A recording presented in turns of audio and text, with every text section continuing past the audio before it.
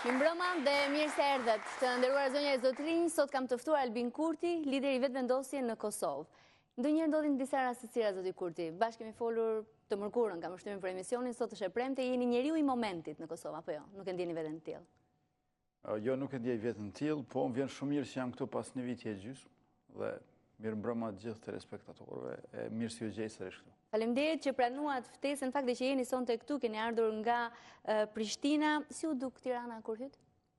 Po ende ishin ato afishet, billboardet, flamujt e zgjedhjeve të porsat përfunduara. Që kjo ishte shumë e re për mua, meqense nuk kam qenë gjatë fushatës këtu, dhe tash po e shoh një fushatë e cila është si relikt aty, do të thonë fakt ka përfunduar, përveç se për njerëzit si puna ime që se kam pa fushatë. Si e përcollët 23 qershorin e Shqipërisë në Kosovë? Në fillim isha shumë i shqetësuar sepse mora vesh për rastin e vrasjes së një komisioneri dhe kjo ishte një lajm i keq jo vetëm për Shqipërinë, por për gjithë shqiptarët, për atë çfarë kishte ndodhur, por edhe për atë çfarë do të mund të ndodhë në vijim, dhe besoj që gjithë shqiptarët ishin një farë lloj ankthi se çfarë do bëhet në vijim. Mirë po, ishte shumë keq që ndodhi ajo vrasje, por megjithatë, meqense nuk pati krime të tjera, do të mund të thoshim që ishin zgjedhje përgjithsisht të qeta për standardet e për kriteret tona shqiptare në Ballkan, prandaj besoj se gjithë shqiptarët u ndihen edhe të pikëlluar për ngjarjen, për në të njëjtën kohë edhe të çliruar disi për shkak se gjitha ato druajtjet se do të mund ngjajë diçka shumë e keqe e rëndë nuk u realizuan. Ndodh diçka interesante, kam vënë edhe herë të kaluarën më herët, kur diçka që na lehtëson ndodh në Shqipëri, shqetësohet menjëherë Kosova. Ka një simetri të çuditshme, i besoni atyre teorive konspirative që një nga vatrat shqiptare duhet jetë patjetër e ndezur, apo nuk janë të vërteta? Nuk kanë vend për? Po, kufiri midis Kosovës dhe Shqipërisë nuk është kufi i yni, nuk është kufi i vendosur në mënyrë paqësore, dhe në të njëjtën kohë shënon një traumë historike tonën, me qërast këto dy gjysma sigurisht që reagojnë për njëra tjetrën, madje nga njëherë dhe më shumë se për vetën e vetë. Ne nuk mund të imagjinojmë Kosovën të përparuar me një Shqipëri në të cilën do të kishte probleme. S'mund të imagjinoj një gjë të tillë, përveç se nuk besoj që është e mundur.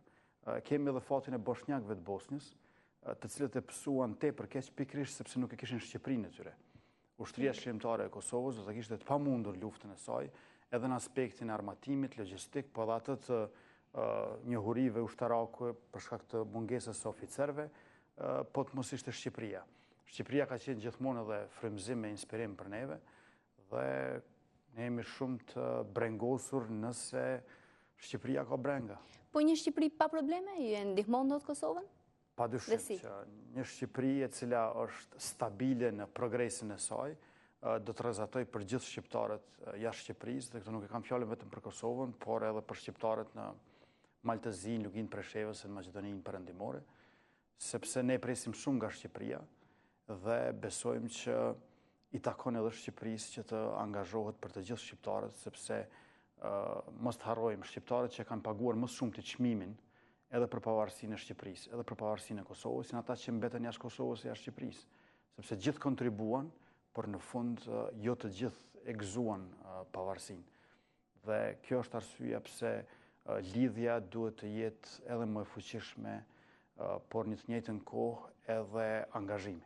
Lidhje në kuptimin siç e keni ju si vetëvendosje të Bashkimit Kombëtar, apo lidhje komunikim, shkëmbim, bashkëpunim?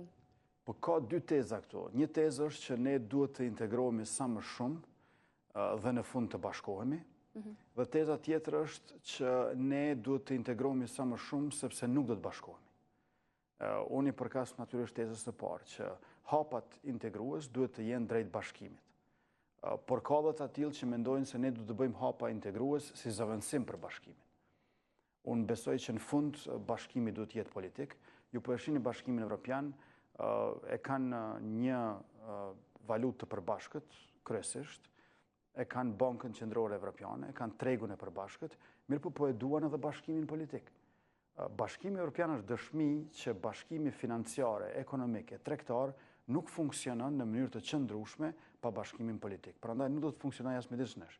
Ne duhet të bëhemi një shtet sepse jemi një komb. Bashkim politik në 2 shtete siç jemi?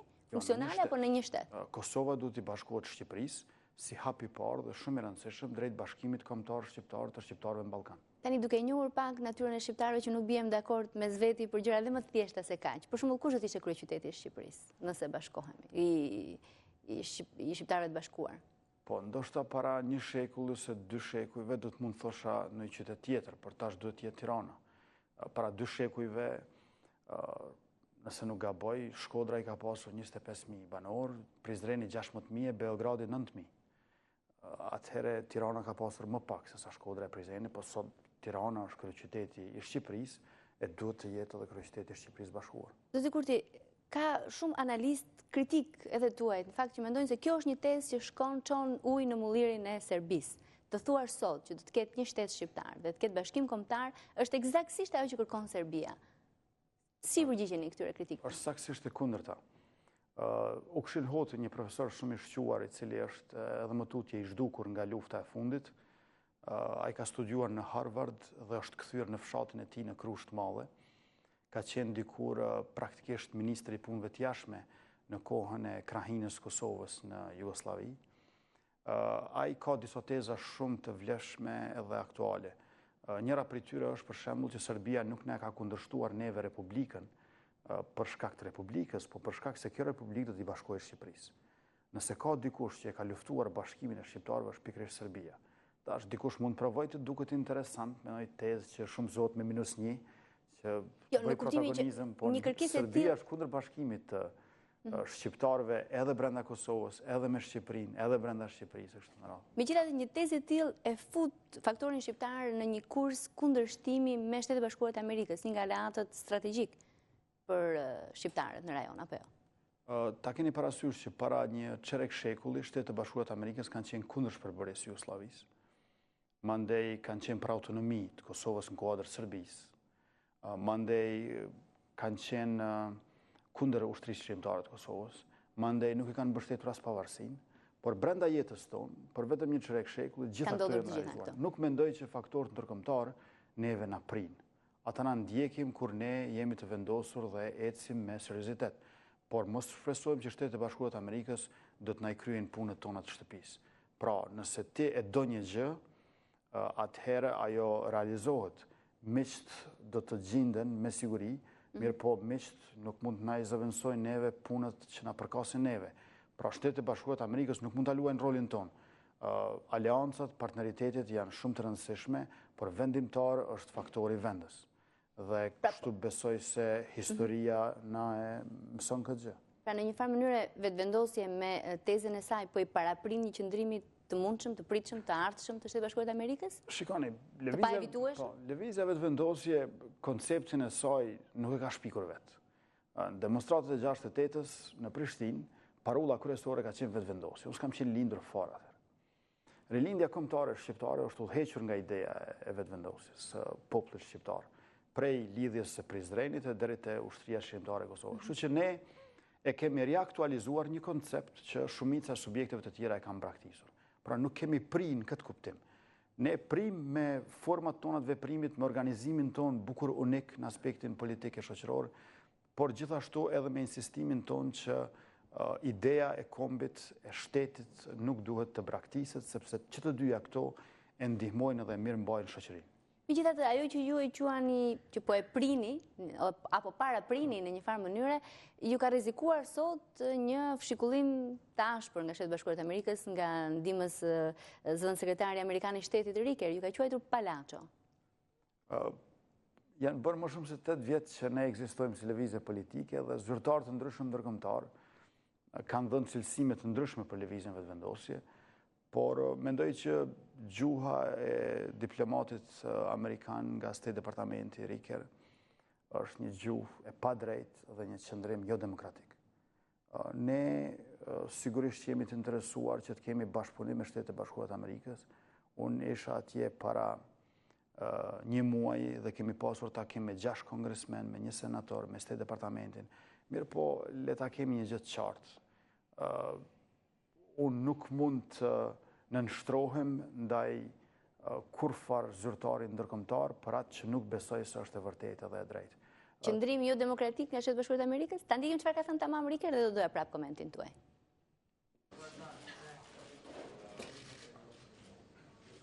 And clowns who want to play and be violent should think twice about what they're doing for the rest of this country. And I think all the citizens of Kosovo need to think about that. This kind of nihilistic behavior is unacceptable in a 21st century democracy which is on its road towards Europe. That message is clear. We have met with representatives of Erdogan. When they behave like normal people in a modern age, in a modern democracy, and have a message that is constructive, then they will be accorded the kind of engagement that is appropriate. That is true throughout the region, it's true throughout the world.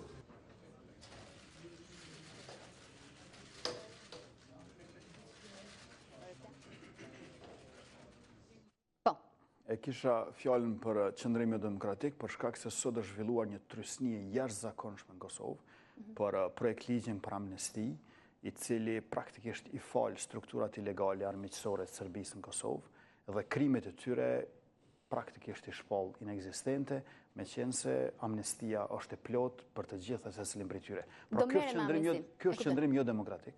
Tash kjo gjuhë është e padrejtë, edhe nuk është as pak gjuhë diplomatike.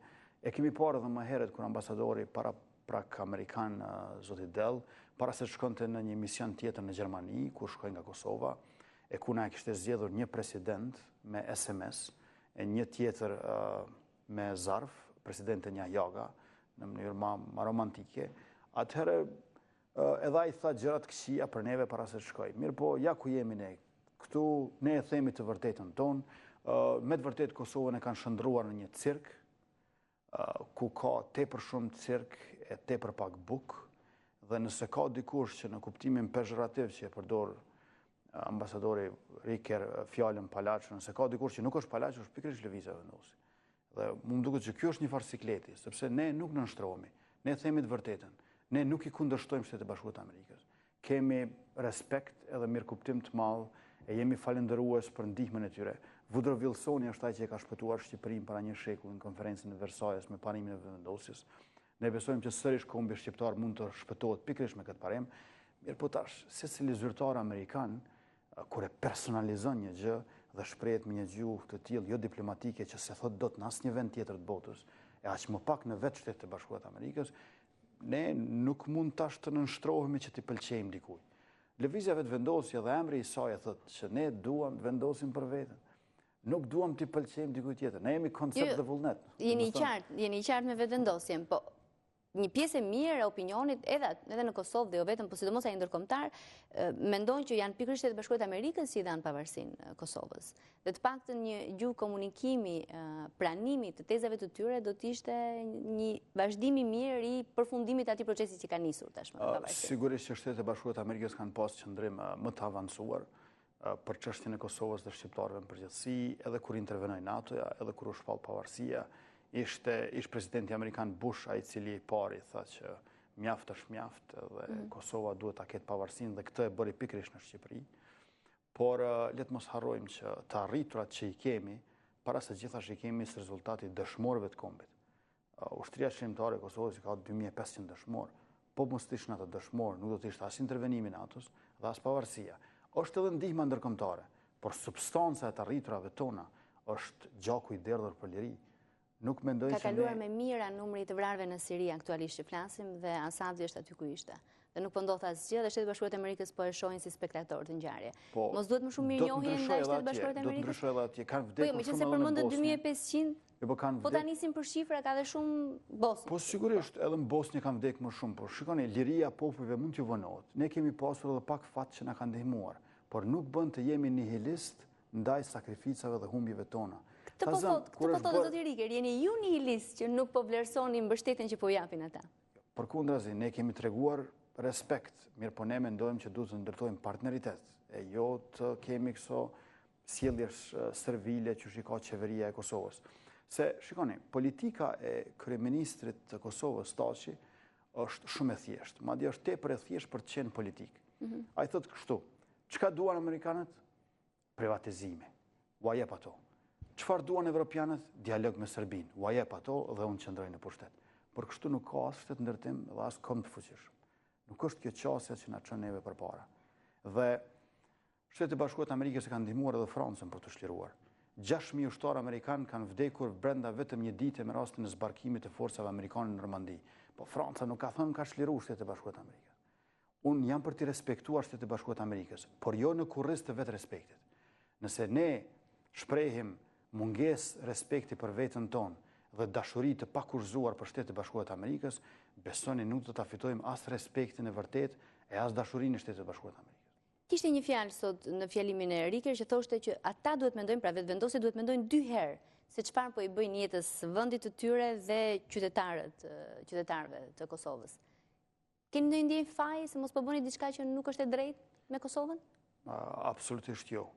Në veprimtarinë tonë nuk them që ne s'kemi bërë gabime, mirë po ku jam i sigurt që se kemi bërë asnjë gabim është kur e ndalëm aprovimin e këtij projektligji për amnesti që e shfaqson Serbinë, kriminalin e të tashmen dhe në të kaluarën për brenda Kosovës, para se ajo të integrohet në institucionet e Kosovës dhe të na minoj për brenda e të na sabotoj shtetëndërtimin. Pra, absolutisht nuk ka kurrfarë pendese për atë çfarë kemi bërë, sepse zemrimi i ambasadorit Riker vjen pikërisht për këtë, se dje nuk kaloi projektligji për amnesti. Po të kishte kaluar dje projektligji për amnesti, ky nuk do të ishte në këso sikleti. Dhe tash projektligjin për amnesti, teksa u nisa për në Tiranë, mora vesh se na kishin sjellë sërish në Kuvendin e Kosovës për ta proceduar të hënën dhe për ta votuar javën ardhshme. Kjo po i bie që demokracia në Kosovë është demokraci ku duhet të zgjedhësh në mënyrë të pandërprerë derisa ta bësh zgjedhjen e duhur. Mirë, po kjo është imponim, nuk është zgjedhje. Dhe ne të vetëvendosjes jemi intelektualisht, filozofikisht jemi fëmijë të perëndimit. Dhe na me ato parime, me ato vlera, ne kundërvihemi imponimeve, madje edhe kur janë perëndimet. Po edhe demokracia është imponimi i votës së lirë dhe imponimi i shumicës. Ju nuk e keni shumicën në Kosovë, pse duhet i mbani peng fatet e vendit? Kishte deputet të LDK-s, edhe të PDK-s, të cilët u bashkuan me vetëvendosjen dhe kësaj nuk lejuan që të krijohet numri prej 80 deputetëve që ishte nevojshëm për kalimin e ligjit për amnesti. U bën vetëm 70, 21 ishin kundër. Pra, ata e kishin shumicën, mirë po nuk e kishin 2/3, dhe prandaj nuk kaloi projektligji për amnesti. Ju thatë që Riker ishte sot i shqetësuar dhe prandaj bëri këtë deklaratë dhe Shtetet e Bashkuara të Amerikës po bëjnë presion që të miratohet ky ligj?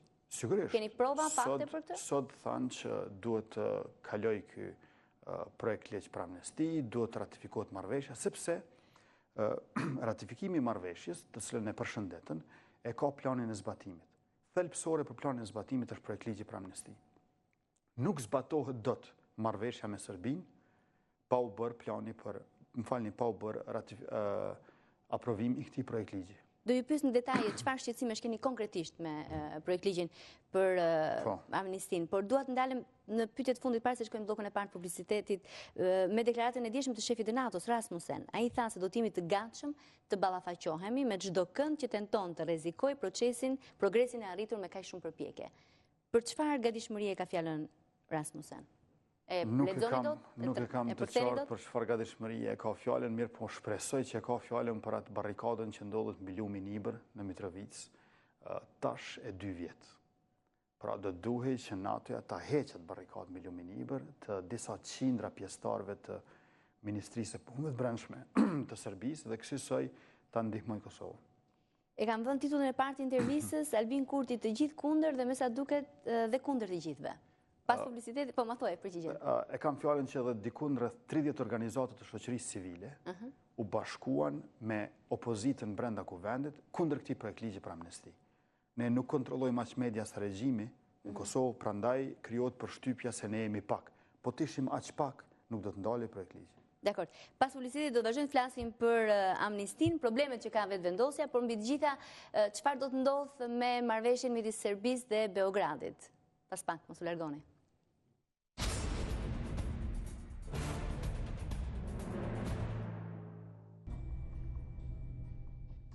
Jemi rikthyer, jemi drejt për drejt në intervistë me liderin e vetëvendosjes Albin Kurti, po flasim për marrëdhëniet shumë delikate të Prishtinës dhe të Beogradit. Dačić, lexoja një deklaratë të sotme, ka thënë se ligji për amnistinë është një pjesë integrale dhe parakusht për zbatimin e marrëveshjes, siç tha ju pak më herët, dhe prej saj varen gjitha pikat që kanë bëjnë me policinë, më pas me drejtësinë, e mbi gjitha dhe takimi i 8 korrikut në Bruksel mes Thaçit dhe Dačić.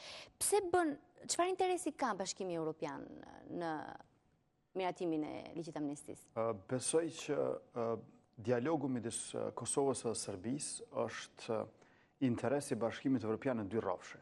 Rrafshi i parë është që Bashkimi Evropian dëshiron që ta dëshmojë veten në Evropë në mënyrë që më pastaj ta projektojë fuqinë e vet edhe jashtë Evropës në kuadër të kësaj bote në shekullin 21 që po bëhet multipolare. Në Siri, në Libi, në Mali, nuk ishte Bashkimi Evropian. Ishte Franca dhe shtetet të veçanta. Po thoni që do ta përdor thjesht sa për një shembull që ne dim të negociojmë. Jo, po çdo fuqi botërore e bën këtë gjë dhe duhet t'i rehatojnë problemet brenda oborrit të tyre në mënyrë që të projektojnë fuqi jashtë. Kjo për mua është e kuptueshme.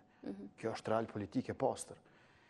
Arsyeja e dytë që është shumë interesante, pse Bashkimi Evropian do këtë dialog që po rezulton me marrëveshje midis Thaçit dhe Dačićit, e tash e ka parakusht projekt ligjin për amnesti, është se dëshiron të dobësojë Rusinë në Ballkan.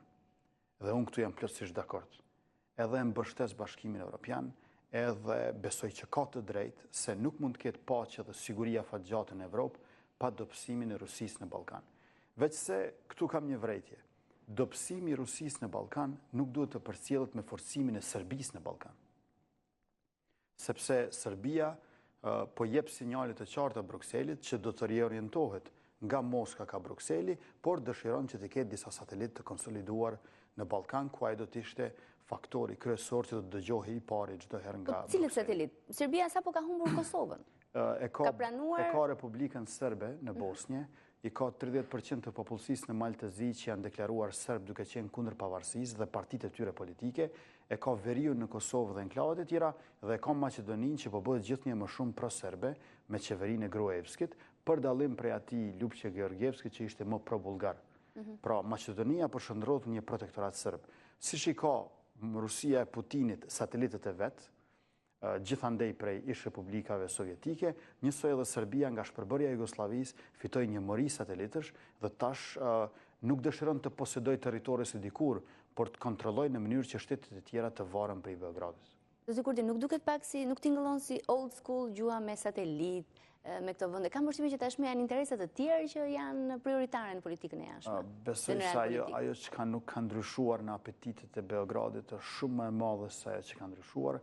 Mjetet janë nga pak të tjera për shkak se rrethonat janë të tjera, por qëndrimet dhe qëllimet janë po ato. Dačić, Vučić dhe Nikolić janë nga familja e Miloševićit, Šešelit, Karađićit, Mladićit. Dakor, po Dačić është tashmë me marrëveshje për të hapur negociatat me Bashkimin Evropian, është një kontekst tjetër. Mos po tregoni pak paranojak edhe me serbët dhe me qëllimet e tyre?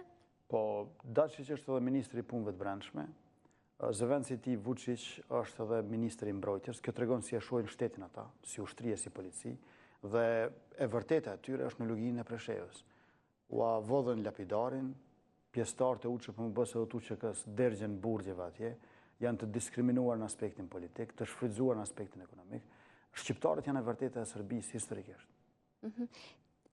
Shekulli 21, a ka këtë mënyrë të të bërit politik akoma? Po, e dëgjova unë edhe ambasadorin Riker që tha nuk janë në rregull këto format të vendosjes në shekullin 21. Nuk po më duket që ambasadori Riker duhet të flasë në emër të shekullit 21. Nuk po më duket që ajo është në mes në të bijve të shekullit 3. Mendoj që ai duhet të jetë shumë më modest, folë edhe në emër të Evropës, në Evropë, në rajon, shekullin 21, këto fjalë të mëdha, mendoj që nuk janë në rregull dhe shekulli 21 është në bërje e sipër. Mendoj që qasja Shtetet Bashkuara të Amerikës ndaj Kosovës, ndaj Shqipërisë, ndaj kombit shqiptar në Ballkan duhet të avancojë. Me këtë qasje, ku ata kënaqen me paqe, stabilitet e siguri, ne ecim dot përpara. Ne kemi nevojë të dalim të regjistrit tjetër, ku janë demokracia, drejtësia dhe zhvillimi. Po nuk vjen do demokracia dhe zhvillimi pa paqe dhe pa sigurinë. Ase janë rrugë që plotësoj njëra tjetrën, duhet hapet e para, fillon paqja, siguria dhe pastaj fillon të forcojë demokracia. Si mund të shkoni tek demokracia dhe forcimi i shtetit pa pasur paqe me njëri tjetrin? Pikërisht ashtu besoj unë që duhet të shkojmë për shkak se duhet ta synojmë demokracinë, zhvillimin edhe drejtësinë dhe paqja, siguria, stabiliteti të jenë pasojë. Po si ta zhvilloni demokracinë kur nuk jeni në kushte dialogu me Ballkanin? Po shihni që s'po kemi as paqe duke e synuar paqe. Nëse e synon paqen, nuk ke paqe. Nëse e synon demokracinë, paqja vjen si pasojë. Prandaj po them, domethënë duhet të kesh zhvillim, duhet të kesh përparim, duhet të kesh drejtësi dhe paqja është pasojë. Paqja synohet si qëllim vetëm kur je në luftë. Ndërkaq kur je në paqe, paqja s'mund të jetë më qëllim. E ata po na trajtojnë. Ju në luftë keni qenë? Po kemi qenë, po dhe pasojat e asaj lufte 14 vjet më vonë, 14 vjet më vonë. Domethënë, problemi është kështu që edhe Bashkimi Evropian, edhe Shtetet e Bashkuara të Amerikës, Kosovën e krahasojnë me Afganistanin, Irakun, Palestinën, Bosnjën dhe thonë që nuk jeni bashkëkeq ju atje. Shikoni se ka më keq se ju. Në fakt më mirë është na krahasojnë me Sloveninë apo Danimarkën dhe ta marrim notën -10 e më pastaj të punojmë që ti arrim ato, se sa të krahasohem me këto vatret e tjera të krizës, me që rast ne marrim notën +2, mirë po ajo nuk na jep kurfar shpresë për të ardhmen. E vërtet. Flasim për gjëra që edhe mund na japin shpresë. Ju do ta miratoni ligjin për amnestinë nëse vjen i ndryshuar të hënën. Sot është bërë publik nga zëvendës kryeministri Kuçi që është hequr neni 3. Ju me cilin neni kishte probleme realisht? Do ta votoni nëse vjen të hënën? Ne kishim problem edhe me nenin 3 edhe me nenin 5. Neni 3 praktikisht i amneston uzurpatorët e pas luftës, ndërkaq neni 5 i dedikohet strukturave ilegale, kriminale, armiqësore të Serbisë. Ne kemi probleme të dyja këto nene, dhe prandaj ne sigurisht që nuk do ta votojmë këtë projekt ligj për amnesti dhe shpresoj që do deputetët të cilët e kundërshtuan herën e parë do të jenë stoik edhe herën e dytë. Me datën 22 prill, kur u miratua një rezolutë që jepte mbështetje thashit për nënshkrimin e marrëveshjes, ishin 89 vota. Me datën 27 qershor ishin 85 vota. Dje, me 4 korrik, ishin vetëm 70 vota. Pra jemi në një trend të duhur që shpresojmë të mbahet edhe më tutje. Zyrtarëve ndërkombëtar ju kam thënë shumë hapur. Paqen që po e siguroni midis Kosovës dhe Serbisë është paqe midis kriminalëve të luftës në Beograd dhe kriminalëve të paqes në Prishtinë. I kemi njerëzit më të pasur, politikanë të korruptuar në qeveri në krye me thashin, dhe i kemi kriminalët të luftës në Beograd. Kjo nuk është paqe, kjo është paqe midis kriminalëve. Popujt janë veç se më të armiqësuar se sa më herët. Ka shumë njerëz në fakt që po më shkruajnë dhe më kishin shkruar edhe gjatë ditës kur njoftova prezencën tuaj në studion e Tonight Zoti Kurti dhe po e lexoj një prej tyre se në fakt është tashmë na lidhet me pjesën e bisedës. Si mund ta pengoni votimin me forcë? Është shqetësimi i teleshikuesit që na shkruan. Kur nuk i keni votat, nëse jeni pakic dhe nuk i bëni dot deputetët, pse e pengoni këtë? Mos doni të jepni mesazhin se ndonjë ditë do të merrni dhe pushtetin me dhunë nëse vota popullore nuk u jep atë? Me rastin e ratifikimit të marrëveshjes me Serbinë, u transformua shteti i Kosovës. Ne nuk jemi republikë siç ishim para se të bëhej ky ratifikim. Prandaj me diktaturën e numrave këta mund të na çojnë edhe në Serbi, por nuk mendoj që kjo është e duhur. Pra janë disa gjëra që për një komb, për një shtet do duhet të ishin të padiskutueshme.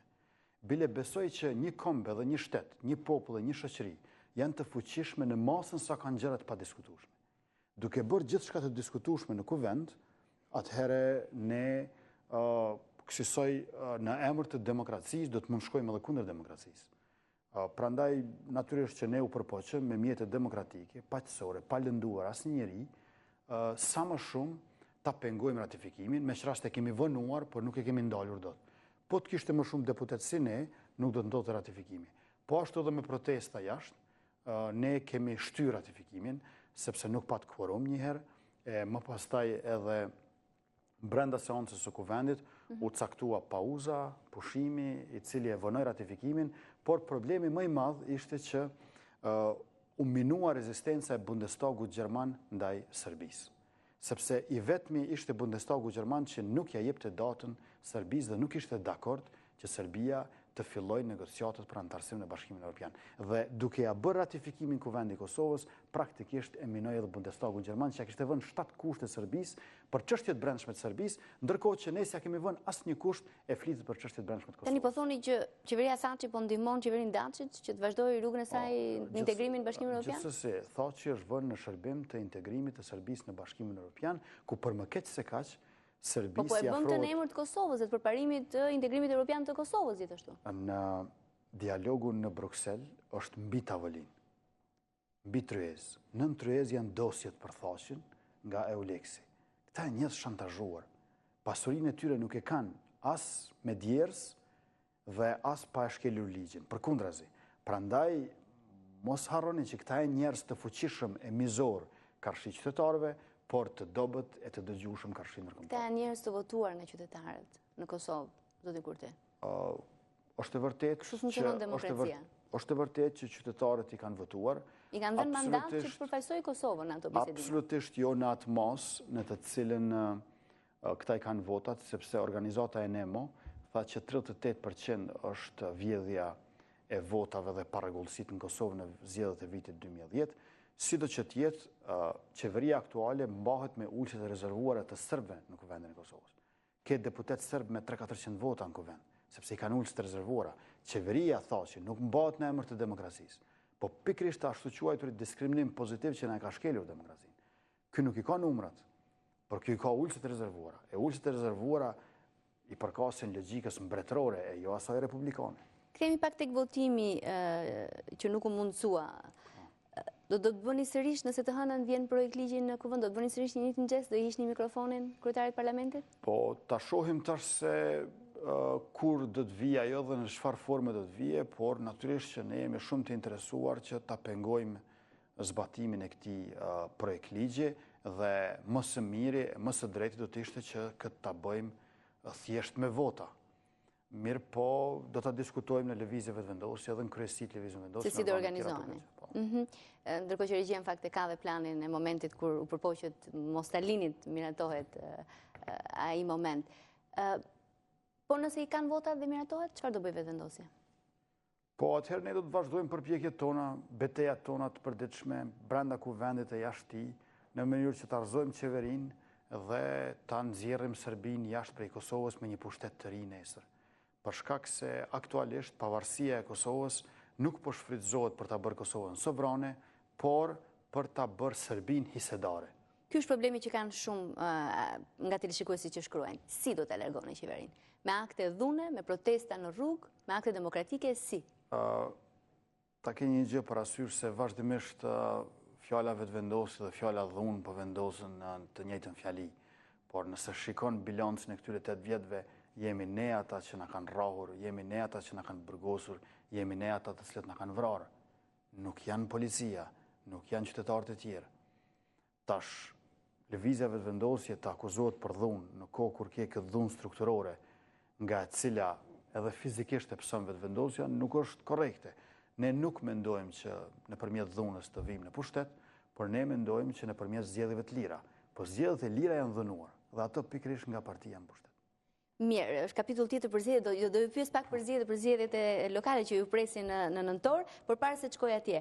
Meqense po flasim për dhunën dhe do doja një sqarim tuaj, ndoshta edhe një konfirmim të asaj që ambasadorja amerikane në Kosovë e ka denoncuar dhe publikisht në Facebook, ka publikuar një foto, ja ku e kemi edhe në ekran, nëse e ndjeki dhe regjia në full screen, të krahun e skuqur, shenjave të dhunës momentit kur ajo ka dashur të hyjë në kuvend për të ndjekur miratimin e ligjit të amnistisë. Çfarë ndodhi vërtet me ambasadorin amerikan? Të gjithë ambasadorët të cilët kanë dashur të jenë në seancë, me 27 qershor ne i kemi lejuar, sepse i patëm bllokuar 5 hyrje dalje të kuvendit të Kosovës, por ambasadori amerikan ka provuar që të hyjë nëpërmjet një dere tretësore, që është shumë e çuditshme, dhe ka provuar që 6 deputet t'i marr pas vetes që të fusë brenda në sallë. 6 deputet të kujt? Kryesisht të PDK-s. Ajo ka ardhur me një xhip të madh të zi dhe i është afruar turmës, me çast ka shkelur protokollin e sigurisë së ambasadës amerikane, sa ata kanë shpërndar një letër paraprakisht që nuk do duhet të ishte askush rreth rrotull kuvendit atë ditë sepse ka protestë, ka dalur nga makina që është sërish shkelje Dhe lëndimi i saj, edhe nga xhirimi, shihet që nuk vjen nga aktivistët vetëvendosës. Edhe deputeti Haki Demolli i Lidhjes Demokratike të Kosovës ka thënë që aktivistët kanë qenë larg saj, por lëndimi në dorën e djathtë i vjen prej truprojave të saj që kanë kapur për dorë për shkaqe të sigurisë.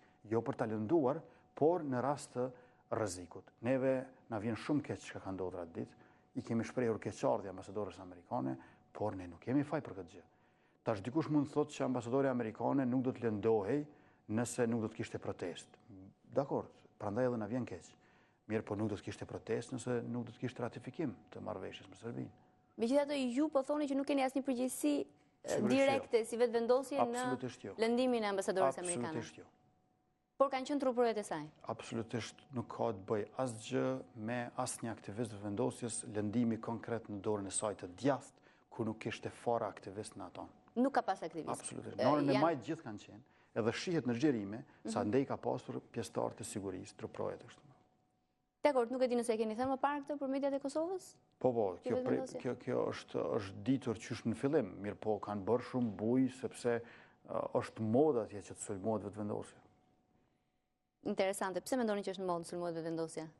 Sepse është, si me thonë, bashkangjitje në mainstream që vjen prej ambasadave, prej qeverisë, prej disa organizatave qeveritare që janë më shumë qeveritare se edhe vetë qeveria e kështu me radhë. Prej këtyre vjen ky ligjërim publik kundër vetëvendosjes dhe mandej ka të tjerë që i bashkohen kësaj. Por ne me durim i kemi çmontuar të gjitha të pavërtetat rreth nesh. Ky ambasador amerikan është e njëjta e cila pat thënë që unë i kam shkruar një letër kërcënuese zonjës Albright. Kur nuk e publikuan atë letër? Kjo nuk është e vërtetë po ashtu. Nuk i kam shkruar letër kërcënuese. Po i ke shkruar letër? Nuk i kam shkruar as letër fare. Fare. Lëvizja vetëvendosi ka bërë një letër të cilën ja ka dërguar të gjithë korporatave që kanë dashur ta blejnë Post Telekomin e Kosovës, duke ju thënë praktikisht, le ta përdorim një metaforë, ne kemi një antar të familjes, si puna e kësaj qeverie në këtë shoqërinë tonë, i cili është kumargji dhe i varur nga bigjozi, pra dhe i cili po i shet të gjitha gjërat e shtëpisë. Dhe neve po na duhet pastaj që t'i blejmë ato në pazar shumë më shtrej se që janë shitur. Me çmim tregu. Dhe ju kemi thënë, aman mos na e keq përdorni situatën duke na i blerë ndërmarrjet publike fitimprurse, sepse ato është shumë e gatshme të shes kjo qeveri e korruptuar. Dhe aty ka qenë edhe një, si them, ka qenë edhe një korporat ku duket që ka pas lidhje me zonjën Albright dhe ka bërë shumë mirë që ajo është tërhequr, sepse ky privatizim është i korruptuar. Një fond investiv po na e blen Postën e Telekomin për 277 milionë euro, pa treguar as origjinën, as përbërjen e kapitalit, gjë që është kriminale. Edhe rregullat e Bashkimit Evropian, përkatësisht Banka Evropiane për Ndërtim dhe Zhvillim, nuk do duhej ta pranonte një gjë të tillë, sepse është në kundërshtim me rregullat e saj. Atëherë pse e pranojnë? Pse ja bëjnë këtë nder le të themi qeverisë? Besoni, arsyeja kryesore pse ndodhin këto gjëra tek ne, sepse nuk i kanë kriteret normale për neve. Neve na tha ambasadori Riker që duhet të jemi njerëz normal. Në fakt Kosovën nuk po e trajtojnë si shtet normal, po na krahasojnë me Palestinë, me Afganistan. Ky është problemi. Trajtimi i tyre nuk është normal, se populli e njerëzit janë gjithsesi normal aty. Megjithatë, a ka një mënyrë tjetër vetëvendosje për të shprehur kundërshtinë e saj, apo keni vetëm opozitën e mohimit? Unë jam shumë dakord që ka probleme në Kosovë, probleme të mundshme me korrupsionin, me privatizimet, me varfrinë, me mënyrën si po ndërtohet shteti dhe gjithë problematikë që e përmendëm shkurtimisht bashkë. Po, a ka një mënyrë tjetër, a ka alternativa, a ka strategji, a ka propozime, a ka oferta, a vetëm mohimi? Programi jonë qeveritar quhet Alternativë Qeverisë. Pikërisht këtë shprehje kemi përdorur, Alternativë Qeverisë, 153 faqe në 20 kapituj dhe në 3 shtylla. Shteti zhvillimor, shteti social dhe shteti së drejtës. Ne kemi alternativën qeverisë për dallim prej qeverisë që s'ka kurfar vizioni ekonomik e as politik për vendin tonë. Se privatizimi nuk është vizion ekonomik, është mungesë e ideve se çfarë bësh me pasurinë tënde. Pra ti shet atëherë kur nuk e fut në zhvillim. Dhe ne e bazojmë nga një profesor i cili është me priardhje nga Korea Jugore, dhe i cili është profesor në Cambridge të Britanisë Madhe, modelin tonë të shtetit zhvillimor, i cili thotë që shteti nuk duhet të jetë spektator në ekonomi, nuk duhet të kemi ekonomi të centralizuar e të kontrolluar, por shteti nuk duhet të jetë as spektator, duhet të përqendrohemi në prodhim, në rregull, financat e shërbimet janë degë të rëndësishme të ekonomisë, po prodhimi edhe më shumë, dhe gjithashtu ai thotë se duhet ta kemi parasysh që vendet e varfra nuk janë të varfra për shkak të varfërve të tyre, po për shkak të pasurve të tyre, që edhe eksploatojnë për brenda, edhe s'ja dalin dot në konkurrencë për jashtë. Dhe nuk është turp që është vend i varfër? Nuk është absolutisht vend. Mendoj që ky është problemi i madh i neve shqiptarëve, që të varfrit tonë, në vend se të jenë shumë të zemëruar, ndjehen shumë të turpruar.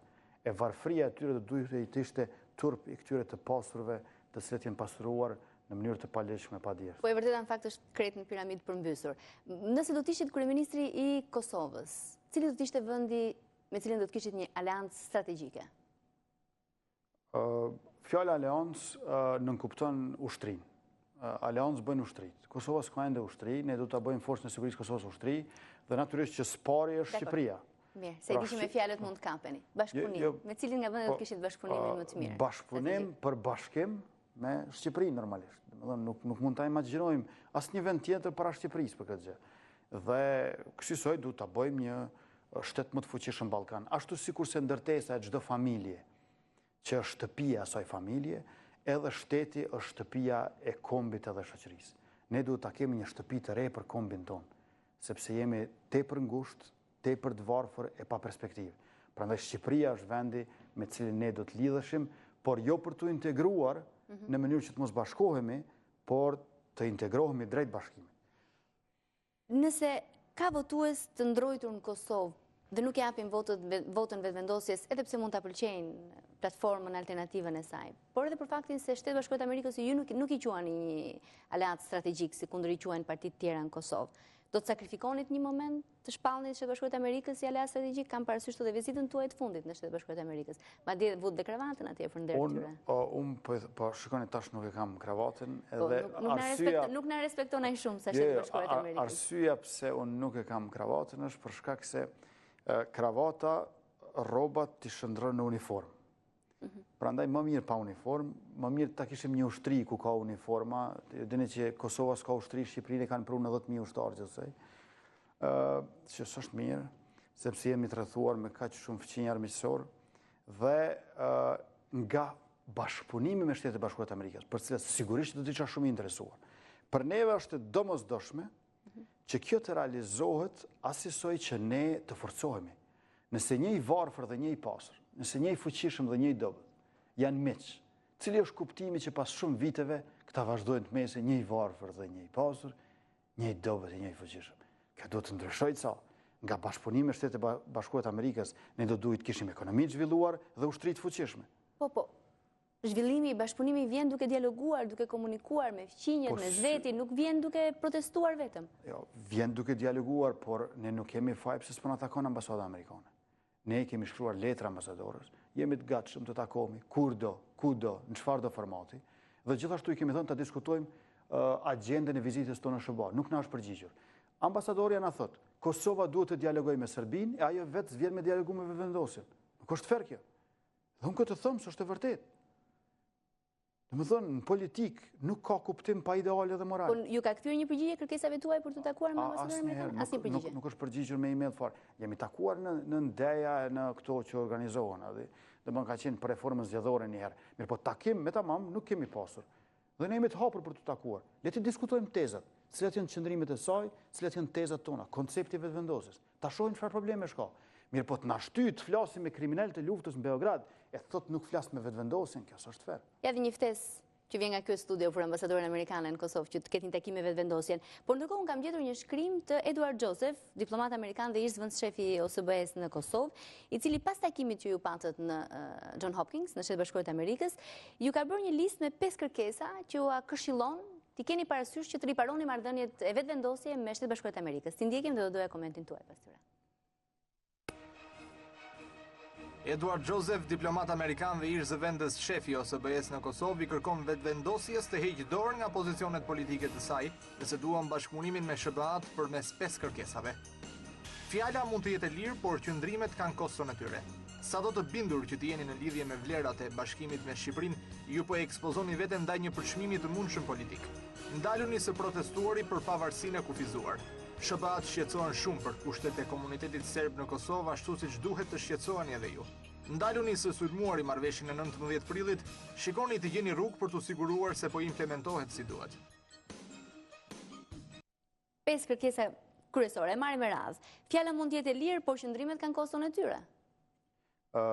Shpend Ahmeti, nënkryetari i parë i Lëvizjes Vendosje, është përgjigjur gjëre gjatë këtij ish zëvendës ambasadori në SBA dhe besoni nuk është shumë rregull që kaq shumë të bëhet e madhe në mediat e Kosovës një gjë të tillë thua se ky është Washingtoni. Ky është ish zëvendës ambasador. Shtetet e Bashkuara, shkrimi nuk ishte artikulli nuk ishte pasens. Kishte disa këshilla që duheshin pasens, nuk është po gjithë titujt në gazetë Kosovë ishte Washingtoni i thot vetëvendosjes. E tash kur i përgjigjemi ne, ai bjen Prishtina i përgjigjet Washingtonit. Këto nuk janë rregull. Unë nuk mendoj, para se të flas për, nuk mendoj që e vërteta buron nga autoriteti. Po buron nga subjekti me mendje kritike. Kjo është frima e vetëvendosjes. Të vërtetën nuk ka nevojë të ma tregoj mua as Beogradi, as Brukseli, as Moska, as Berlini, as Washingtoni. Unë mendoj vetë.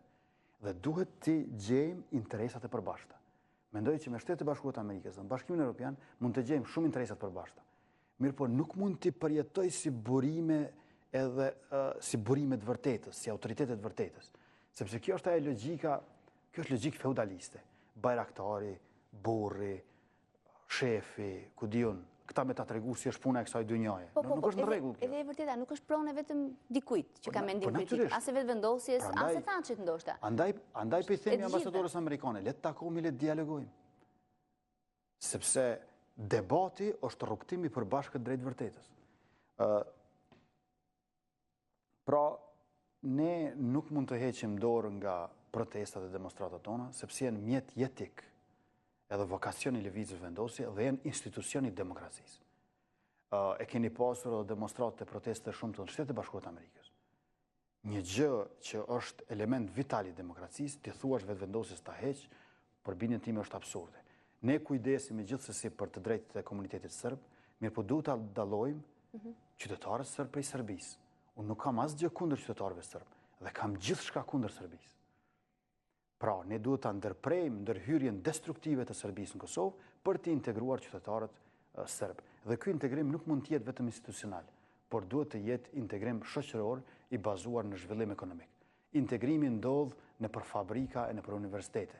Nëse bëhet një fabrikë në Mitrovic, ku uji vjen prej veriut, e shishet prej jugut, aty ndodh integrimi.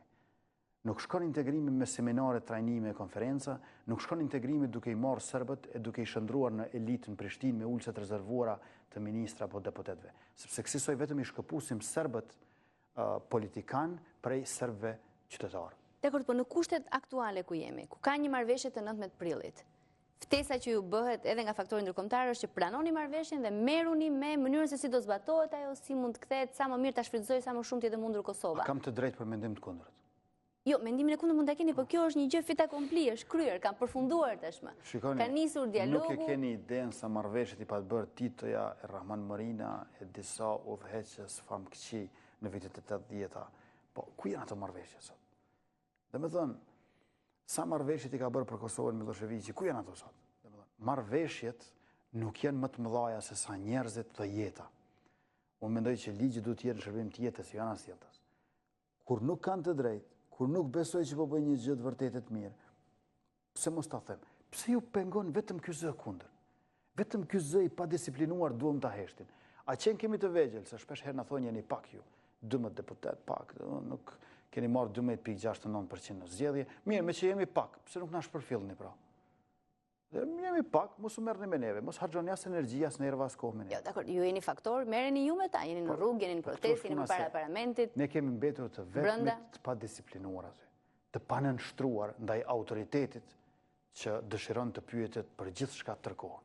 Po ajo që ju i quani qëndres të panënshtrim, nga dikush tjetër quhet prishje e proceseve integruese, ecjes përpara të Kosovës e konsolidimit të pavarësisë. Po nuk po shoh si po ecim përpara. Mitrovicën e kemi të ndarë, papunësia mbi 50%. 80% popullsisë jeton me më pak se $5 në ditë. Nga Kosova po ikin më shumë se në vitet e 90-ta ilegalisht nëpër Serbi, për në Hungari e në Austri. Nëse kjo është përparem, unë nuk e di se si është stagnimi e rënja. Dakor, do vazhdojmë të flasim kur të rikthehemi edhe për rolin që luan Tirana zyrtare në marrëveshjen e dialogut midis Prishtinës dhe Beogradit dhe mbi të gjitha për kauzën, për bashkimin kombëtar, alternativa që jep vetëvendosje. Pas pak.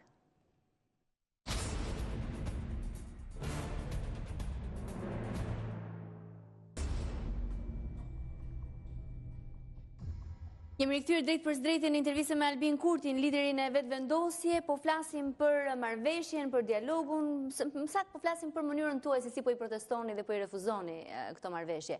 Një tjetër problem që ju keni shprehur është ajo për komunat serbe.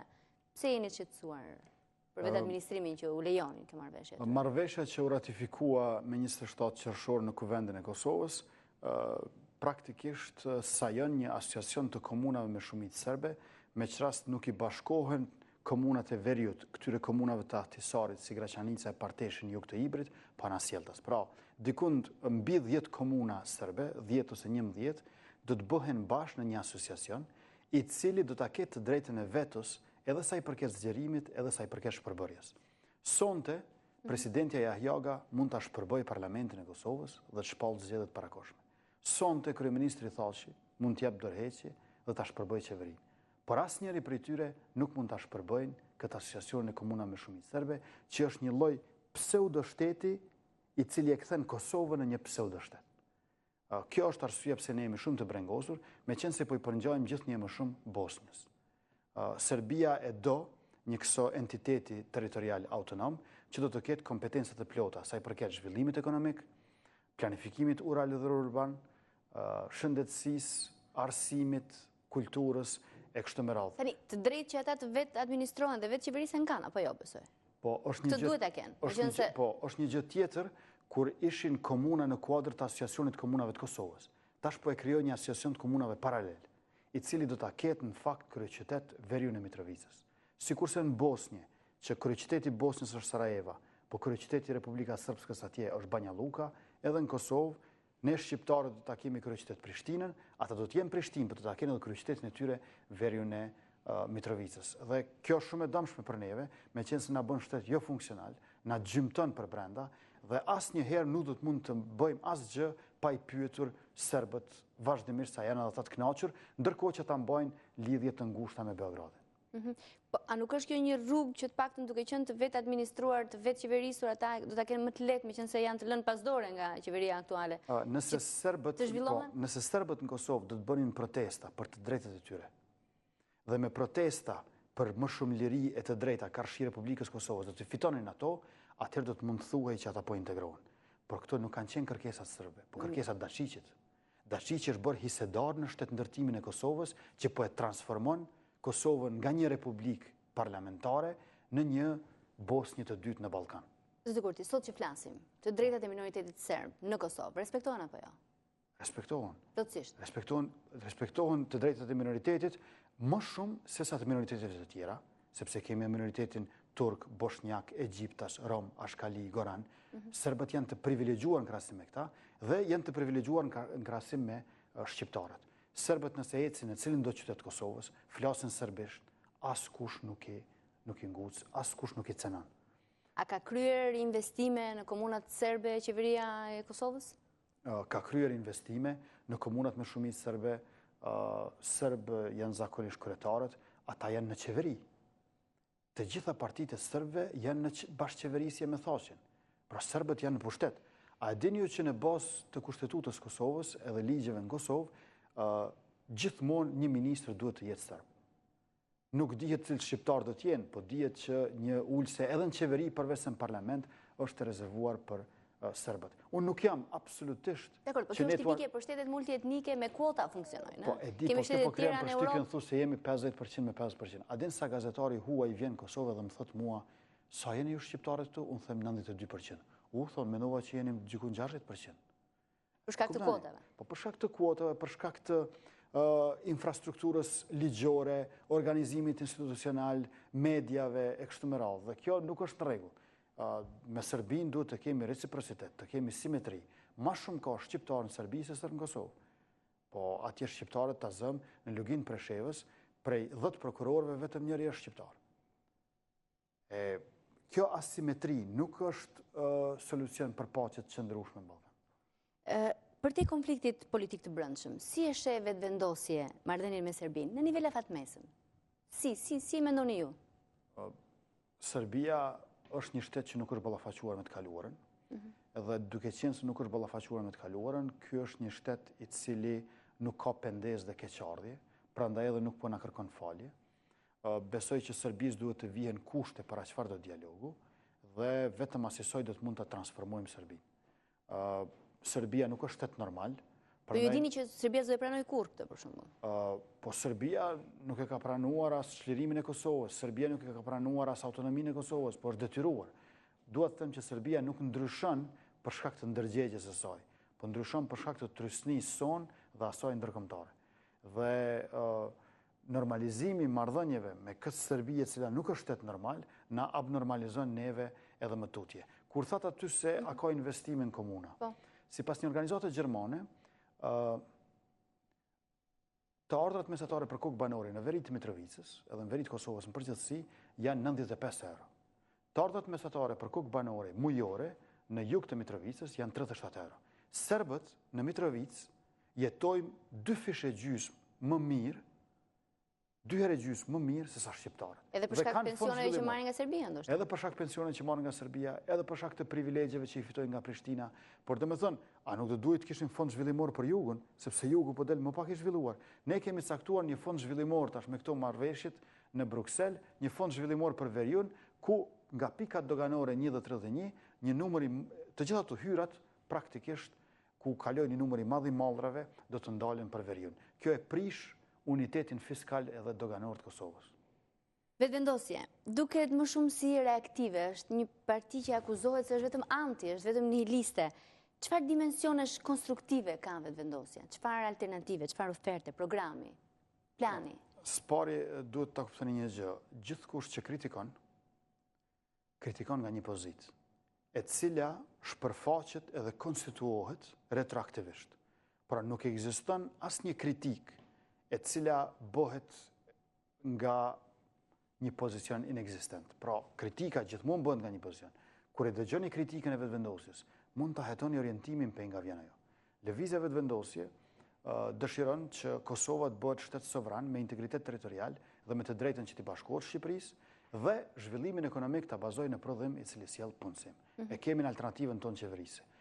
Aktualisht vetëm 2% buxhetit të Kosovës shkon për bujqësi. Vetëm 2%. Ne do ta shumëfishonim këtë gjë, sepse ne nuk jemi lëvizje që beson që qeveria do të jetë qeveri e infrastrukturës së asfaltit. Aktualisht qeveria e Kosovës është qeveria e asfaltit. Unë jam për rrugën e kombit, por rruga e kombit pa fabrikat kombit bëhet rrugë në shërbim të kombeve tjera. Dhe ne duhet të krijojmë vlerë të shtuar në ekonominë tonë nëpërmjet prodhimit. Vetëm 2% është buxheti për sistemin gjyqësor. Vetëm 0.4% është për prokurorinë. A vazhdimisht na flasin për sundimin e ligjit. Këto do të ndryshonim ne. Ne do ta luftonim korrupsionin deri në konfiskim të pasurisë të fituar në mënyrë të palegjshme, përveç se në ndaljen e asaj plaçkitje të organizuar dhe në burgosjen e atyre që plaçketën, duke çliruar sistemin gjyqësor për pushtetit, siç e dimë është aktualisht jo vetëm disi i pushtuar, po i kolonizuar prej militantëve të partisë në pushtet e prej agjentëve të shërbimit të saj. Gjithashtu, ne do të sjellnim tatimin progresiv. Paga minimale në Kosovë është 170 euro. Nga paga minimale, ne nuk do të merrim fare tatim. Nga paga minimale 170 euro deri në 510 euro 3 fishi, ne jemi për tatim prej 5%. Nga 3 fishi deri tek 5 fishi, prej 500 deri në 800 euro, ne jemi për tatim 10%. Prej 800 euro dhe 1700 euro, ne jemi për tatim 20%. Dhe mbi 1700 euro, ne jemi për tatim 30%. Do të sjellim sigurimin shëndetësor dhe sigurimin pensional, sepse lëvizja vetëvendosje i kundërshton fuqishëm politikat neoliberale në Kosovën e pas luftës. Pa tatim progresiv nuk ka as drejtësi sociale, as ideal të barazisë. Pas një të njëjtin program me të majtën me zotin Rama, i cili dhe i fitoi zgjedhjet në fakt me këtë progresion që kërkoi, vetëm se ju keni një dallim për zotit Rama, ju e pas keni të qartë se sa do të jetë progresioni. Nga Partia Socialiste nuk e dim ende se sa do të, te cila pak do të ketë rritje dhe deri ku do shkojë rritja, po do ta shohim në vijim këtë. Nuk trembeni se duke patur tatimin progresiv do të shmangni, do t'i trëmbni investitorët e huaj. Keni parasysh flasin për Kosovë. Cilët investitorët huaj? Ku janë ata? Kanë ardhur që të na rjepin me këto privatizimet e egra, asnjë investim prodhim nuk ka. Investitorët e huaj nuk vinë pse ti nuk ke respekt për veten.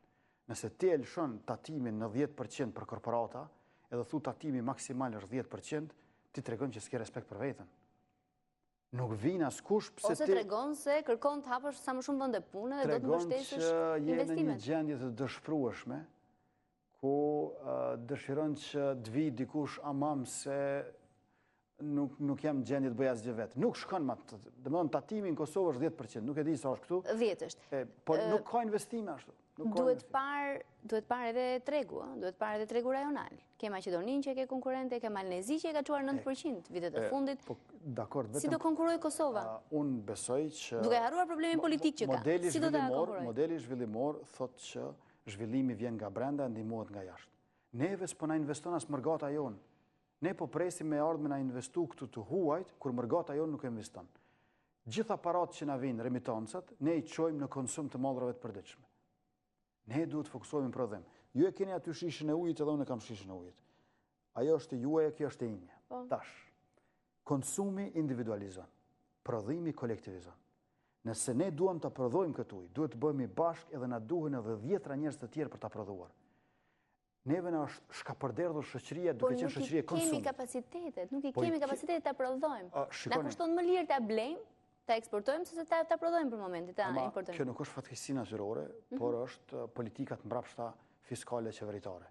Unë nuk po them që ne të prodhojmë tash iPad ose orë ose kamera por është absurde që në Kosovë ne importojmë hudhra prej Kinës, farat kunglit prej Turqisë, qept nga Egjipti dhe pulat nga Brazili. Kjo është e turpshme. Vetëm patate shpresoj të mos importonin se. Prandaj mendoj që edhe për këtë çështje, rasti Çimentos së Shqipërisë dhe patates Kosovës tregon që ne duhet ta kemi një strategji zhvillimore dhe më ka ardhur mirë kur e kam lexuar në programin e Partisë Socialiste që ata e parashohin një bashkëpunim strategjik ekonomik, sidomos në bujqësi, sepse pa e pas një bashkëpunim strategjik afatgjatë të tillë, ne do të fillojmë të theksojmë veçantitë tona dhe do ta kundërshtojmë njëri tjetrin. Po ashtu e kam pa aty që ishte edhe ajo traktati i miqësisë, bashkëpunimit, shoqërisë së mirë dhe sigurisë, e kam lexuar programin dhe uroj që tash ta zbatojnë sepse tek shqiptarët ndryshimet janë të domosdoshme. A dini si më duket? Në shekullin e kaluar kemi pasur barazi pa liri, si të burgosëve. Burgosët janë barabartë, po s'kan liri. Njëjtin krevat, shujtën e njëjtë, njëjtin jastëk e kështu me radhë. Tash me këtë demokracinë neoliberale kapitaliste kemi liri pa barazi. Barazia pa liri është burgu. Liria pa barazi është gjungla. Në gjungël janë edhe lepuri, edhe luani, po dihet rezultati. Nuk mendoj që është në rregull para shoqërisë tonë të kemi vetëm këto dy alternativa të skajshme, ose burgun ose gjunglën. Prandaj ka nevojë për një program tjetër fare, i cili i zbut pa barazit, e sjell prodhimin dhe e rikonsolidon shoqërinë. Meqense e përmendet programin e Partisë Socialiste që e kanë fakt të pjesë, e ka bërë publike dhe zoti Rama në një takim që erdhi në mes të prillit në Kosovë, ku ju refuzuat të takonit, duke i dhënë dhe një seri argumentash madje. Së pari ishte në listë i pari ishte fakti që Partia Socialiste, zoti Rama tashmë i zgjedhur kryeministër, mbështet dialogun midis Prishtinës dhe Beogradit. Do të mbani qëndrim për këtë ndaj qeverisë së ardhshme? Kishte shumë probleme me rastin asaj vizite, një ndër to ishte për shembull edhe ajo që organizatorët ishin krejtësisht njerëzit e PDK-s, të partisë në pushtet, dhe ata eksponentët më kontroverz në skenën politike në Kosovë. Tani nuk besoj se duhet të këshilloni ju Partia Socialiste kush ja organizon takimet në Prishtinë. Jo, e kam përshtypjen që edhe nuk e kanë ditur edhe krejt kush janë, sepse nuk ka logjik ndryshe që ata njerëz të jenë aty organizatorë. Po vetëm diçka të them.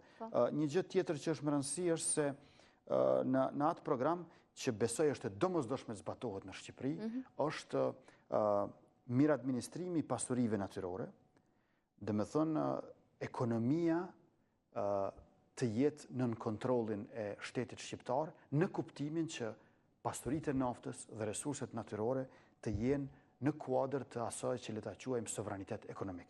Dhe tjetra është që edhe deputeti Braçe e ka deklaruar disa herë, të rishikohen privatizimet e aseteve strategjike. Kjo është shumë e rëndësishme.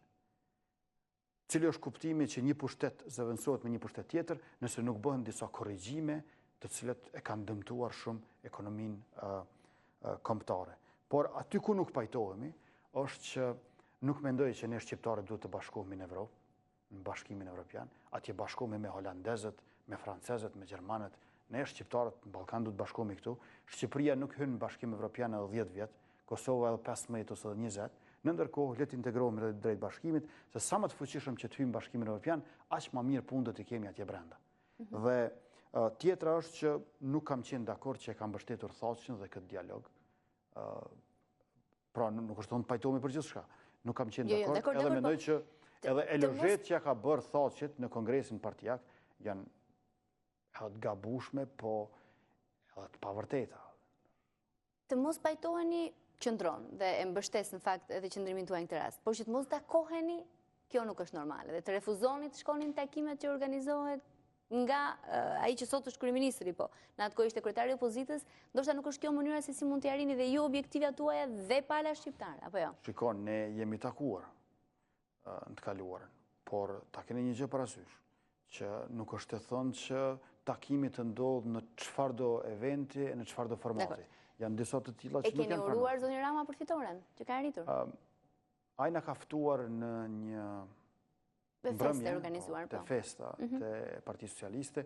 Unë kam qenë jashtë vendit dhe s'kam mundur të shkoj, por ne ja kemi dërguar një përgjigje me keqardhë që s'mund të marrin pjesë dhe ku e kemi uruar dhe kemi thënë që shpresojmë që do të zbatohen ndryshimet në politikë, në shoqëri e në ekonomi, ashtu siç ka ndodhur tash në institucione e në demokraci. Një arsye tjetër e refuzimit për takimin ku i kishte ftuar zoti Rama në Prishtinë ishte edhe koalicioni i ri me LSI-n dhe qëndrimi 21 janarit. Tashmë ky koalicion mori votat gati plebiscitare të shqiptarëve, 84 mandate në Parlamentin e Shqipërisë. Keni të drejtë ta gjykoni ende? Sigurisht, ne mendojmë që ngjarja 21 janarit është një ngjarje karshise së cilës opozita duhet ta ketë besnikrinë e vet të pakurzuar. Edhe në historinë e lëvizjes vendosje ka ngjarje me të cilët ne identifikohemi fuqishëm. Dhe janë këto ngjarje ato të cilët e ndajnë të vërtetën prej të pavërtetës, të drejtën prej të padrejtës, edhe të mirën prej të keqës. Dhe ne kemi konsideruar që ndryshimet vijnë atëherë kur në politikë sjell ideale, sjell etik në politikë dhe nuk kemi qenë dakord me një veprim të tillë. Por harrova të them edhe diçka për këtë gjë se të gjithë ata që kanë votuar majtas në Shqipëri në zgjedhjet e fundit nuk kanë votuar që të krijohet një shtet serb brenda Kosovës. Prandaj unë dëshiroj që qeveria shqiptare të mos e mbështet këtë dialogun që po zhvillohet në një këso mënyrë të pakurzuar dhe pa analizë, vetëm duke përshëndetur e përgëzuar. Uroj që Shqipëria të mos e ketë qëndrimin thjesht faktorëve ndërkombëtar për Kosovën, sepse ai nuk është një vend fqinj i yni. Dhe gjithashtu besoj se nuk duhet na vi turp që të shprehim ndjenja dhe të kemi politika nacionaliste, sepse nacionalizmi na ka mësuar Evropa, nuk ja kemi mësuar ne Evropës. Dhe ky nacionalizëm i yni nuk është nacionalizëm për inat të tjetrit, po për hir të vetes tonë. Kurrë do të mund të bëhemi më nacionalistë se francezët ta zëm. Nacionalizmi i shqiptarëve tradicionalisht edhe aktualisht, për shembull i vetvendosjes, nuk është i organizuar rreth diferencës kombëtare dhe lakmisë, por rreth çlirimit kombëtar dhe barazisë. Po rreziku i nacionalizmit e keni ende të gjallë në Kosovë. Keni nacionalizmin serb. Po aty është çështja. Mirë, po ai është nacionalizëm shovinist. Përdorimi i termit nacionalizëm aktualisht në Ballkan besoj se është vërtet një e rindezat fuçi baruti që kemi pasqen. Mendoj që po mos ishte nacionalizmi shqiptar nuk do të lënë të UÇK-ja. Nuk barazohen nacionalizmat. Çështja është, a është nacionalizmi çlirimtar apo shovinist? Nacionalizmi i Serbisë është shovinist. Nacionalizmi shqiptar është çlirimtar.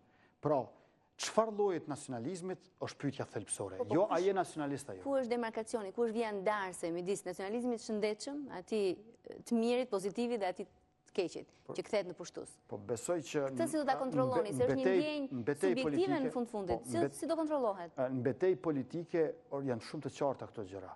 Nuk ka shkuar UÇK-ja që të luftojnë Kragujevc. Po ai ka ardhur pe Beogradit në Drenicë. Zoti Rama ka thënë në një intervistë të fundit në Prishtinë që nuk e pëlqen nacionalizmin, nuk është për nacionalizmin, por është për atë dhe dashurinë. Nuk ka ndonjë diferencë të madhe apo jo? Se duhet të nacionalizëm dhe jo atë dashuri për shembull? Po mendoj që më shumë këto kanë të bëjnë me si të them, me konotacionet e shprehjeve në kontekste të caktuara, sesa me të vërtetën e me realitetin. Për bindjen time, kundërthënia midis nacionalizmit dhe atë dashurisë nuk është e vërtetë. Kjo mund të jetë deri diku e saktë në Shtetet e Bashkuara të Amerikës, që janë se një melting pot, domethënë aty ka atë dashuri, po nëse ju thu nacionalist, nëse thuj diku nacionalist, atëherë ai del shqiptar, irlandez, grek, polak e kështu me radhë. Ose në vendet konfederale si puna e Belgjikës apo Zvicrës, mund të jesh patriot zvicran dhe nacionalist gjerman e aty ka tension. Por tek ne kombi shqiptar nuk ka këto dilemash. Një gjë që më pengon mu me atë dashurinë dhe patriotizmin kur e thot dikush nga Shqipëria në kontrast me nacionalizmin, se kur thot nga Maqedonia, Kosova nuk është problem. Po një shqiptar nga Tirana, kur thot unë jam patriote, nuk jam nacionalist, mu kjo pak më shqetëson për shkak se më duket kjo patria, adheu, më dheu, adheu në fakt, jo më dheu. Ne kemi më dheu me Çajupin, jemi më të avancuar edhe në këtë aspekt. I bie thu se po mjaftohemi me Shqipërinë administrative. Kjo është patria, kjo është adheu. Ndërkohë që kombi është më i madh e nuk jam nacionalist. Pra, ai që nga Shqipëria thot për atë dashuri e kundër nacionalizmit. Ele jashtë Kosovën. Po, ele jashtë shqiptare. Për atë dashuri e kundër nacionalizmit, thu se thot ta bëjmë mirë këtë Shqipërinë administrative këtu, por nuk e dua bashkimin kombëtar. Pra, le ta sqarojmë këtë gjë, se nacionalizmi i vetëvendosjes nuk është sikur nacionalizmi le të themi i francezëve, po si algjerianëve, antikolonialist. Pra, ne jemi nacionalist në kuptimin e Frans Fanonit, që është Charles de Gaullit. Rama tha gjithashtu për ta përfunduar këtë pjesë duhet shkoj vërtet në publicitet, do rikthehemi me një temë tjetër të nxehtë që ju keni hapur disa ditë më parë, kur keni folur për shamit dhe simbolet fetare në institucionet shkollore, por tha për ta mbyllur përgjigjen ndaj mos vajtjes suaj në takim se Albini është një intelektual që e çmoi shumë dhe si intelektual i madh i takon të bëjë vetëm gabime të mëdha dhe jo të vogla. Po, nuk mendoj që kemi bërë gabime as të mëdha as të vogla. E kemi thënë atë që besojmë që është e vërtetë dhe e drejtë edhe qëndrojmë prapa kësaj. Rikthehemi pas publicitetit. Mos u largoni.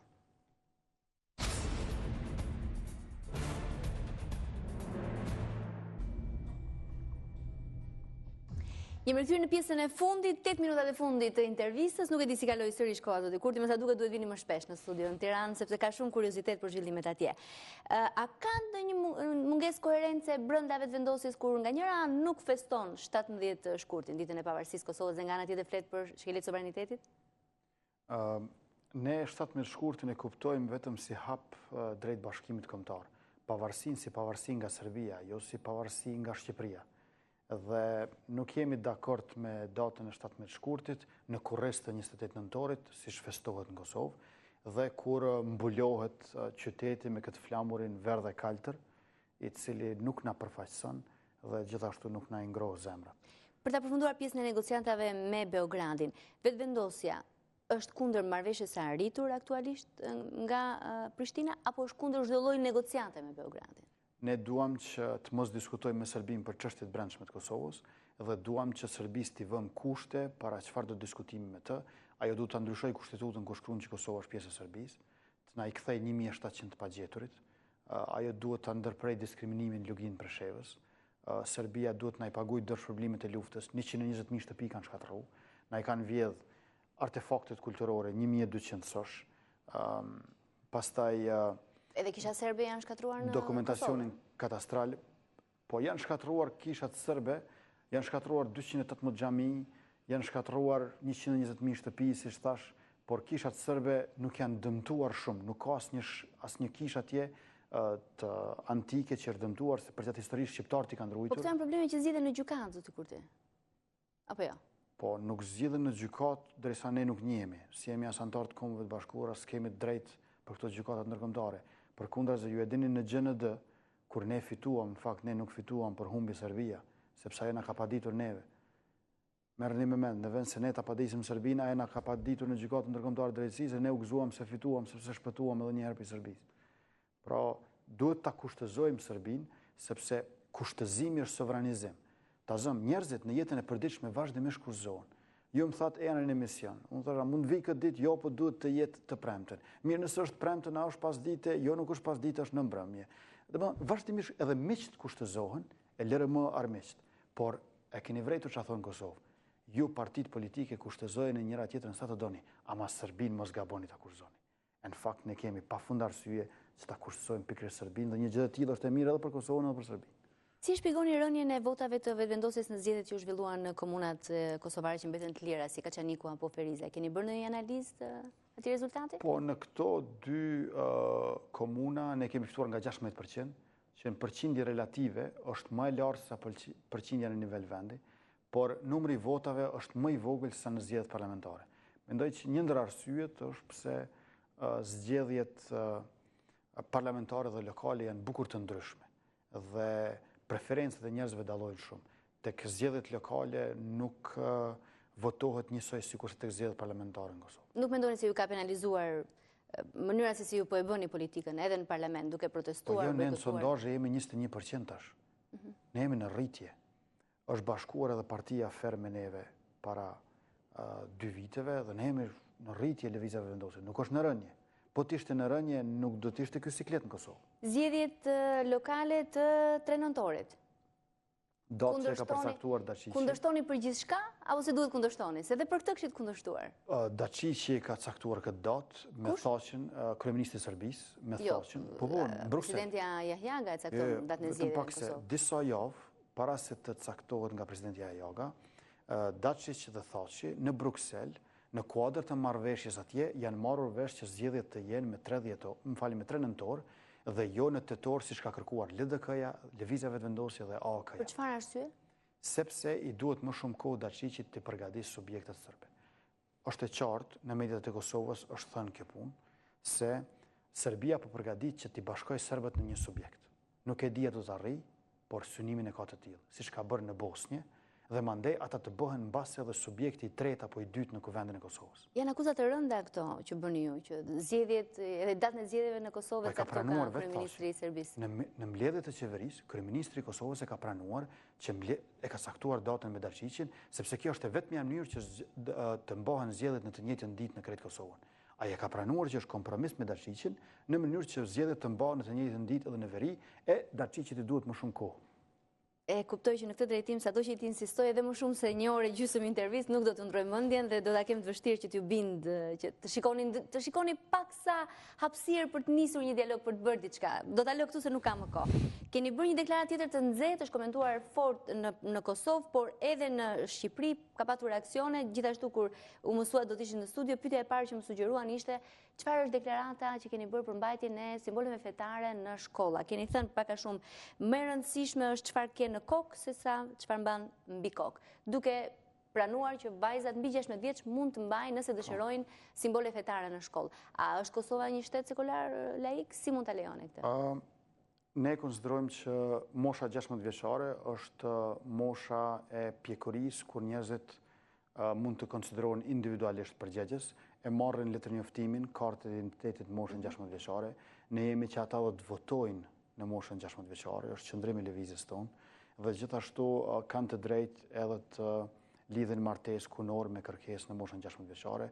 Ne nuk jemi që t'ju ndalohet vajzave bartja e shamis kur janë të besimit, kur janë muslimane, po ashtu kur janë katolike, ortodokse, shamit e tyre ose veshjet e tyre ose kryqi në gjoks. Ne nuk jemi që atyre vajzave t'u mohojmë të drejtën e shkollimit nëse janë mbi moshën 16 vjeçare, pikërisht sepse kanë pasur një veshje të tillë. Siç thot një mik i imi, nuk duhet ta degradojmë politikën në rrobaqepsi të shamive dhe minifundeve, letë zgjedhin njerëzit se si vishën vetë, por një temë tjetër që ka qenë Kosovë paq e nxehtë është çështja e të ashtu quajturit mësim-besim. Vetëvendosja edhe për çështjen e shamis, edhe të mësim-besimit e ka mbajtur qëndrimin e vet nga mbledhjet e kryesisë me 19 dhe 22 gusht vitit 2011, kur kemi thënë që jo edukim fetar, sepse kjo i bjen instruksione, por edukim mbi fetë. Ne jemi që në shkollat e mesme në Kosovë të kemi lëndën e historisë të religioneve, sepse mendojmë që ashtu është më së miri, me qenë se të mësohen kontekstet politiko-institucionale dhe socio-ekonomike, si kanë lindur religionet, si janë zhvilluar, si kanë përjetuar skizmat më pastaj, dhe kësaj të edukohen rinia. Dhe jemi që në universitet, në vitin e parë, ta kemi historinë e filozofisë, ku do të mësonin studentët e gjitha drejtimeve historinë e filozofisë, prej parasokratikëve e deri tek poststrukturalistët. Kjo deklarate juaja, ky qëndrim i bërë tashmë çështje debati dhe në Prishtinë, ka çuar sot në dorëheqjen nga vetëvendosjet e deputetes Salma Lama, e cila shprehur është gënjur nga qëndrimi i fundit i lëvizjes në lidhje me fen dhe me raportin me identitetin kombëtar. Ka thënë se flirtimi politik me rrymat radikale fetare, qoftë për arsye pragmatike siç është vota, është jo parimor dhe është i papranueshëm. Kjo ka qenë arsye pse është larguar nga vetëvendosja sot zonja Lama. Pyetja që kam unë është, e para, pse nuk e mbrojtët si vetëvendosje akuzat shumëta që i erdhen nga radikalë të ndryshëm, duke i quajtur fshatare nga Shqipëria apo dhe akuzat të tjera? Dhe apo flirtoni vërtet me radikalet? Këtë qëndrim për edukimin mbi fetë dhe për shamit, ne kemi dhënë në gusht të vitit 2011. Nuk ka asgjë të re këtu. Dhe Alma e ka ditur këtë qëndrim tonë. Ne kemi thënë edhe në një shkrim të Visar Ymerit me 2 shtator vitit 2011 qartë qëndrimin tonë. E kemi diskutuar në kryesi, e kemi diskutuar në grup parlamentar, por kjo po ndodh pas 2 vjetëve, që domethënë është tepër vonë kjo punë. Ky qëndrim i vetëvendosjes është shumë i hershëm. Ne respektojmë mendimin e secilit antar në lëvizjen e vetëvendosjes dhe secili ka të drejtë ta shprehë atë në forumet ku i përket. Por në fund vendimet i marrin pas debatit e me shumicë të votave. Janë 2 komunikata të vetëvendosjes ku ne e marrim në mbrojtje të parezervë edhe të pakushzuar deputetin Lama nga sulmet që i ka përjetuar nga organizatat të ndryshme. Se nga njëra anë kërkoni bashkimin kombëtar, nga ana tjetër në Kosovë fyesh se je nga Shqipëria. Po, besoni, në Kosovë fyhesh për aq shumë gjëra tërkohën prej kundërshtarëve politik. Ne tashmë jemi mësuar me këto gjëra, por ne mendojmë që në përbërjen fetare, e në përkatësinë fetare, kombi jonë është heterogjen, edhe lëvizja vetëvendosjes është heterogjene. Ne kemi edhe musliman, edhe katolik, edhe ortodoks. Kemi ortodoks nga Shqipëria antar në vetëvendosje. Kemi protestant, kemi ateist e agnostik. Mirë, por ne mendojmë që nuk duhet që antagonizmat fetar ose brenda fetar të jenë ata që na organizojnë neve shoqërinë. Antagonizmat kryesor, ku programi i vetëvendosjes është i ndërtuar e më pastaj edhe alternativa qeverise, është antagonizmi i shtetit Kosovës edhe kombit shqiptar me Serbinë si agresore dhe gjithashtu edhe antagonizmat klasor që ekzistojnë brenda shoqërisë tonë. Kam 2 pyetje të fundit, do doja një përgjigje të shkurtra. Nuk mendoni se ka një rrezik të islamizimit të shoqërisë në Kosovë, duke i lejuar mbajtjet simboleve fetare, duke ditur ekuilibrat e brisht i një shtet multietnike dhe multifetar, dhe brishtësinë e ekuilibrave që kanë Kosovë? Lejimi i këtyra do t'i jepte krah, le të themi, Turqisë, që t'ishte më e fortë të merrte një situatë patronazhi ndaj Kosovës?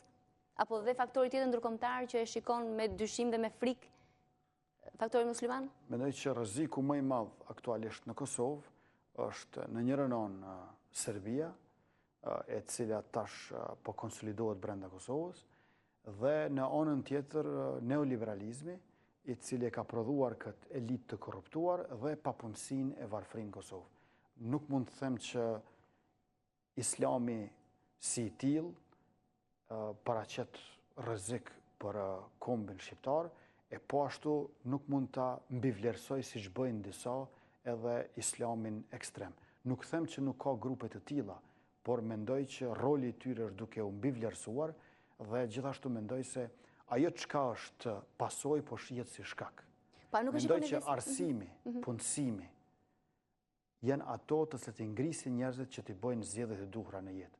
Dhe nuk mendoj që tash duke përhapur panik, duke le të themi, duke marrë pirujnt në një botë të supës, ne do të mund të zgjedhim probleme. Dekord, po sa e formuar mund të jetë një 16 vjeçare që rritet në një familje të varfër, të indoktrinuar, që të bëjë zgjedhjen e duhur në kushtet kur në farë mënyrë dhe flet shumë Shamia në rastet kur nuk është marrë me një vendim të mirë informuar dhe të pjekur për barazinë gjinore, për drejtat e grave në Kosovë. Nuk janë në rrezik, nuk shikonin rrezik këto? Gjithsesi e konsiderojmë thelbësore barazinë gjinore për barazinë shoqërore, por mos harroni që gruaja që është e shtypur në Kosovë, e gruaja është e shtypur edhe në Shqipëri. Kjo nuk është çështje e krishtërimit apo islamit, po para se gjithash e mbi të gjitha çështje e patriarkalizmit. Nuk duhet të ngatrojmë këto gjëra. Unë jam që shteti të jetë sekular, po sekularizmi nuk është religion. Shteti sekular e ndan fen nga shteti dhe krijon zonën ku religionet të ndryshme përfaqësohen dhe ndërveprojnë. Na përfundoi koha. Aleanca Kuqezi, një parti e krijuar përpara zgjedhjeve të 23 qershorit me një rezultat zhgënjyes për të, rreth 10.000 vota në rang kombëtar, kauzën kryesore kishte bashkimin kombëtar. Mos nuk ka një tezë të tillë ose shqiptarët nuk e mbështesin bashkimin kombëtar, u bë një provë, le ta quajmë këtë radhë në Shqipëri. Mendoni se ky është një mësim edhe për ju? Duhet të dallojmë këto dy gjëra, aspiratën kombëtare, intencën tonë për bashkim kombëtar dhe organizimet politike që krijohen duke u bazuar ose thirrur në këtë ide që te i kalon secilin shqiptar, sepse shtrihet ndër breza në historinë tonë e do të jetë edhe në të ardhmen tonë. Jo, mos janë të pandjeshëm shqiptarët ndaj kauzës kombëtare, ndaj bashkimit kombëtar. Jo, absolutisht jo, sepse sondazhet e Gallup International tregojnë ndryshe, që shumica e shqiptarëve në Shqipëri dhe shumica dërmuese e shqiptarëve në Kosovë janë për bashkim kombëtar. Për bashkim ekonomik fillimisht, jo për bashkim kombëtar. Të paktën sondazhet që kanë parë unë. Janë për bashkim kombëtar janë. Edhe bashkimi ekonomik pa bashkim politik është i qëndrueshëm, sa në Evropë s'po funksionon kjo. Pra mendoj që njerëzit janë për bashkim. Mirë po duhet të lejohet të drejta referendumit dhe paraprakisht të kemi dy qeveri të cilët bashkëpunojnë ngushtë për integrim drejt bashkimit. Faleminderit që ishit sonte në Tonight, Albin Kurti nga Vetëvendosje. T'ju uroj protesta të mbara apo politikë të mbara? Të dyja. Të dyja, mbarësi. Faleminderit që ishit sonte. Faleminderit shumë edhe juve.